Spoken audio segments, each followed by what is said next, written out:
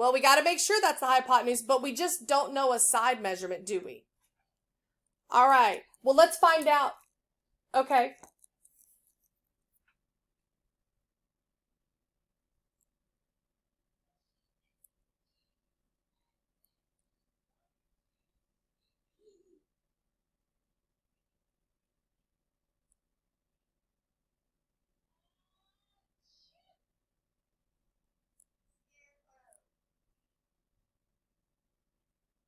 All right.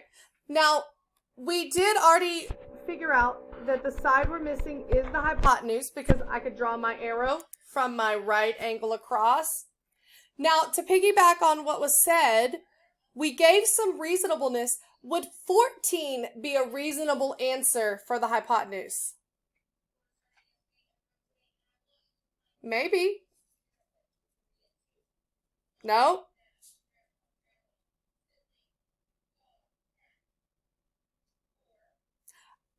Very good. 14 would not be a reasonable answer because I know my hypotenuse has to be the biggest line.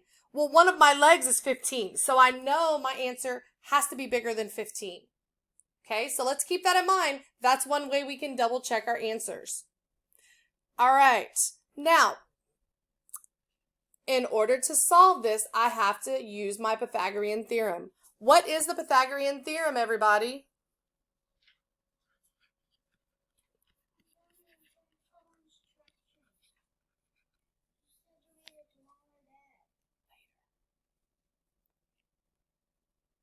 Later.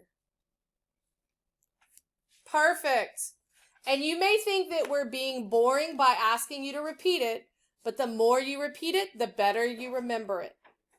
All right, now let's substitute in. Oh, I labeled my hypotenuse. I forgot to label sides A and B. We need to do that. Now, A squared. So what is the value of side A? How big is side A? 8, and then we square it. Plus B, how big is side B? 15, and we square it, is equal to, I don't know how big C is. So I'm just going to leave that as my variable. So here I have an equation, left side, right side. We still need to continue simplifying because I can get rid of some of these squares. So what is 8 squared? 64. Plus, what is 15 squared? 225. That is equal to, I can't get rid of this one yet because it is still a variable that is unknown. Okay? Now,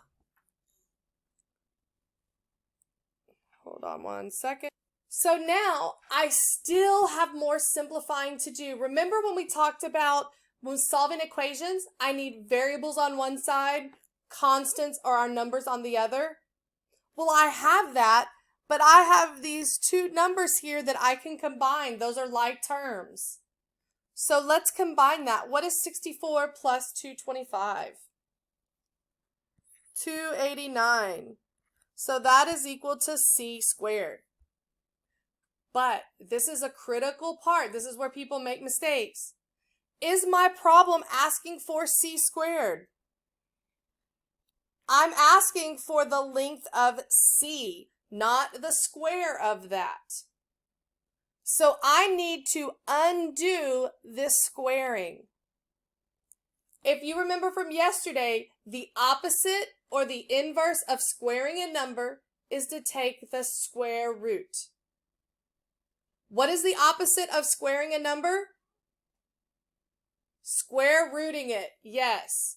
So watch how I'm going to show my work here. I'm going to square root, but what I do to one side, do to the other.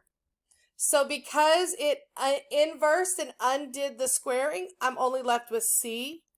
Now I can use my calculator if I do not know the square root of 289. I heard it, 17.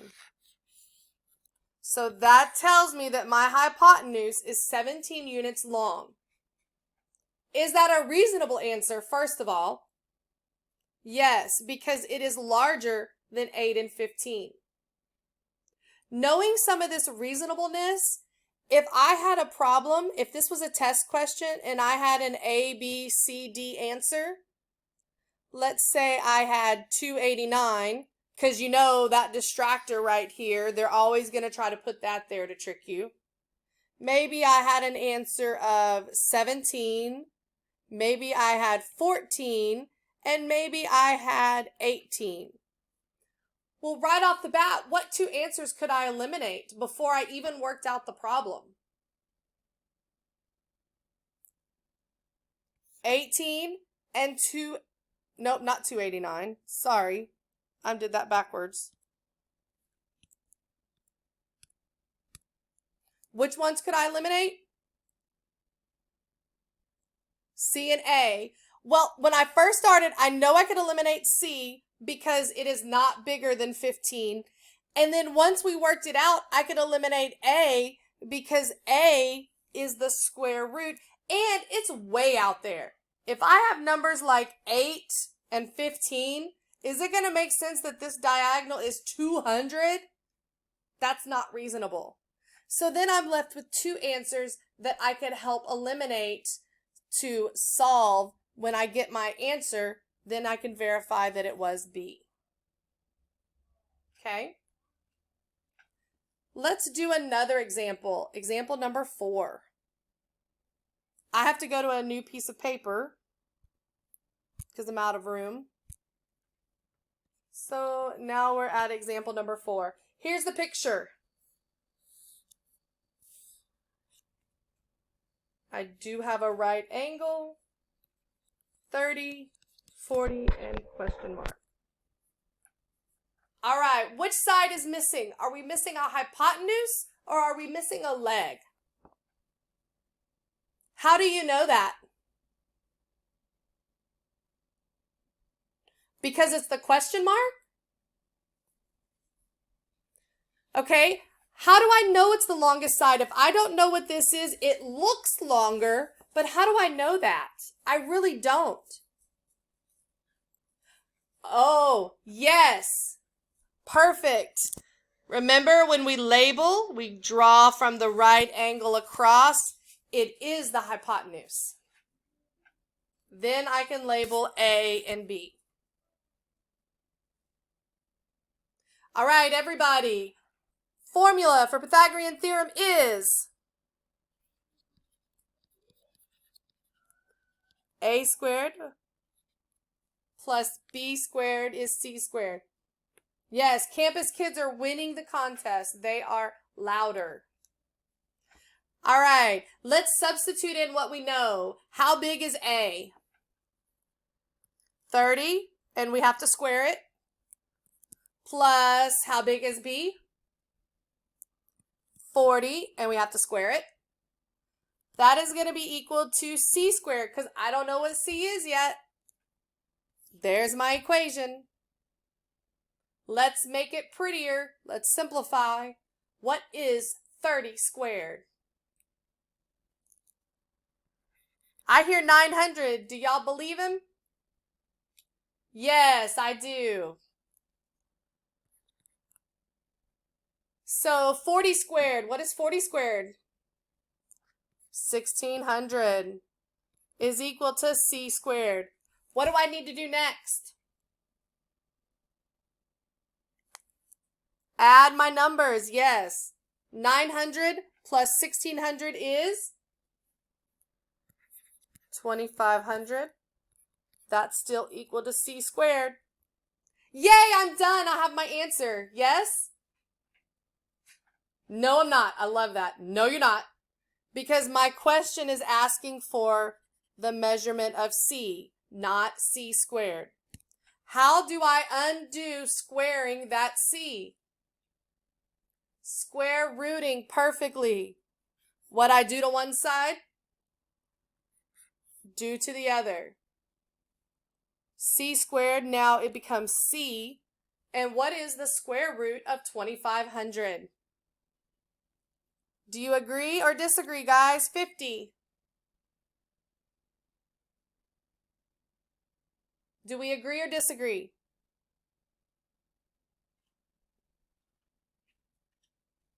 Agree. It is 50. So my hypotenuse is 50 units long.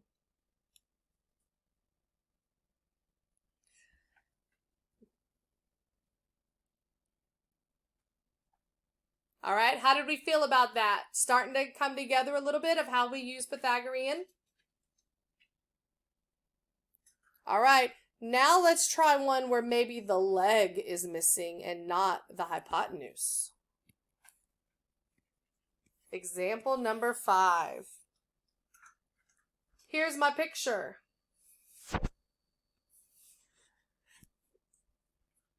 Nine. I do have a right angle. Question mark down here.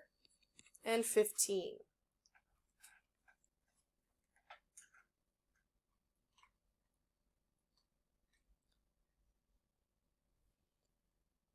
Okay, hold on one second. Problem. The leg is missing, and I know it's a leg because I could draw to find my hypotenuse. So then I have A and B left over. So we're going to start with the Pythagorean theorem. A squared plus B squared equals C squared. Let's substitute in what we know. Do we know the value of A, how big it is? It is 9, and we have to square it. Do I know how big B is? I don't. So I'm just going to leave that as my variable, B squared. But I do know how big my hypotenuse is. It is 15. So C squared is 15 squared. There's my equation.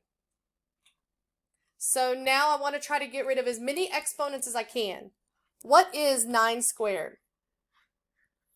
81 plus B squared is equal to, what is 15 squared? Good, 225. Now here's just a regular equation. Remember, we want to try to always have numbers on one side, variables on the other. So in this case, I need to get rid of this 81. It needs to go on the opposite side of my equation. What is the opposite of this positive 81? Negative 81, or subtracting 81. Now we're just back to solving equations. But if I subtract 81 from the one side, what I do to one side, I do to the other. So I have to subtract 81 again. These cancel out. I'm left with B squared is equal to, well, what is, yes, 225 minus 81 is 144. Can that be my final answer?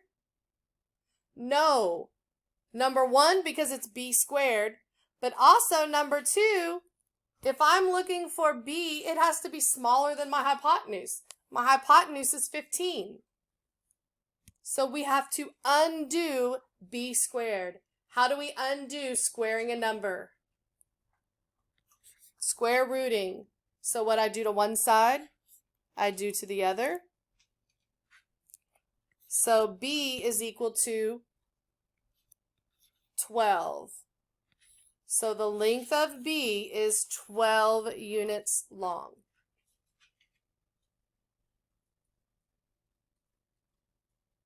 Okay, guys, how are we feeling on that? There's one more example in the foldable. Do you feel like we need to do that, or do you feel confident to start your homework?